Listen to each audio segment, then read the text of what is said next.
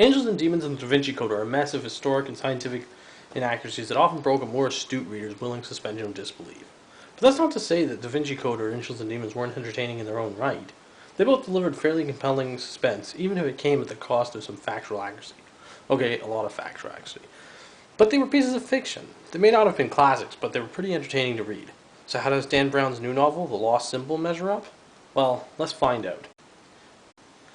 It's got all the usual Dan Brown formula: a fanatical enemy, ancient conspiracy theories, a hot female scientist, an early on bad guy who's actually a late story ally, and yes, it's even got its fair share of factual inaccuracies for those hardcore fans who insist that if it's not factually inaccurate, it's not Dan Brown.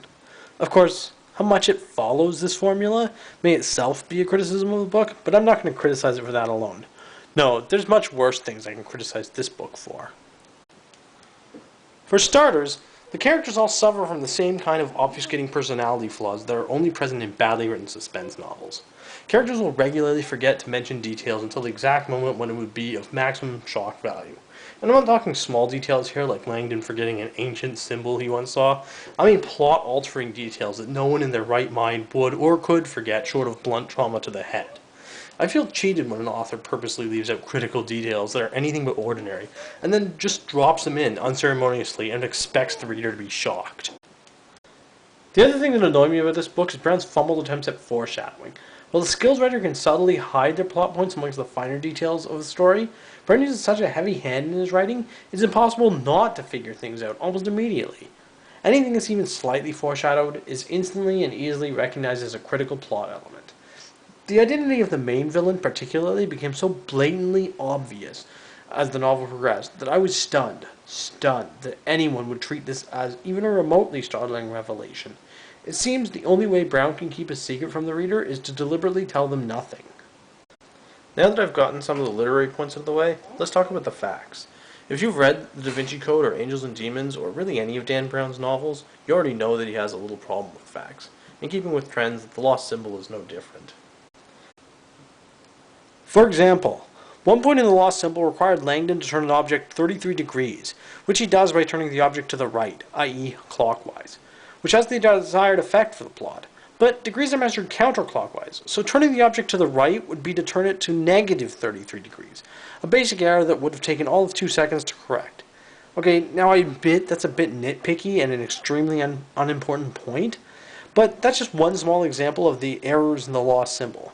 Many more, and I mean many more, come in the form of pseudo-scientific babble from the field of noetics. What is noetics, you ask?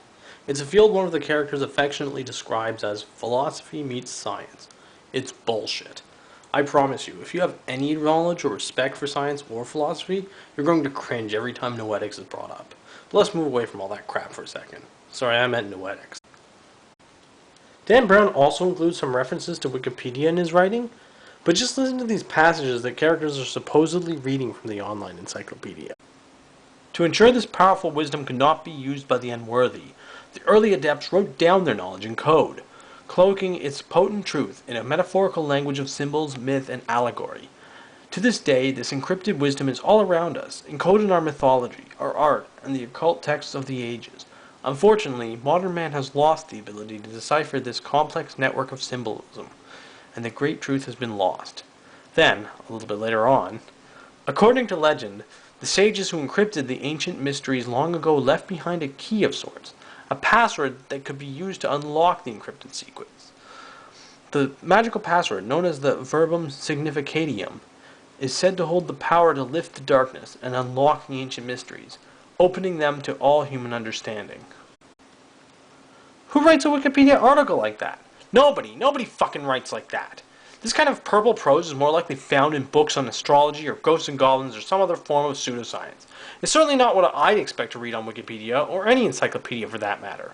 At the very least, the above passage would be littered with citation needed tags, if not a banner declaring how badly in need it is of cleanup by a more skilled writer.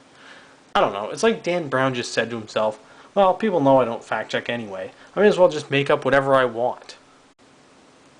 As for the ending of The Lost Symbol, it has got to be the most unsatisfying ending of any of the Dan Brown novels I've read. While Angels and Demons and the Da Vinci Code at least had some feeling of climax and resolution, the Lost Symbol just doesn't. All the suspense just kind of ends, and Brown painfully just walks Langdon and the reader through the last bits of the book, tying up all the loose ends out of painful obligation.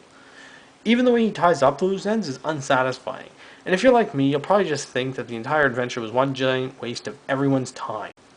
The Lost Symbol is easily the weakest of the Langdon trilogy, but if you read Angels and Demons and the Da Vinci Code and liked them, you're going to read it anyway. You're also going to see the movie, because this book, as you'll see, was definitely written to be made into a movie. Overall, I give this book 3 symbols out of 5, a C-, but bear in mind, that's only when comparing it to other Dan Brown novels. Well, that's my first video review. If you liked it, please check out my blog. The link is over there on the right.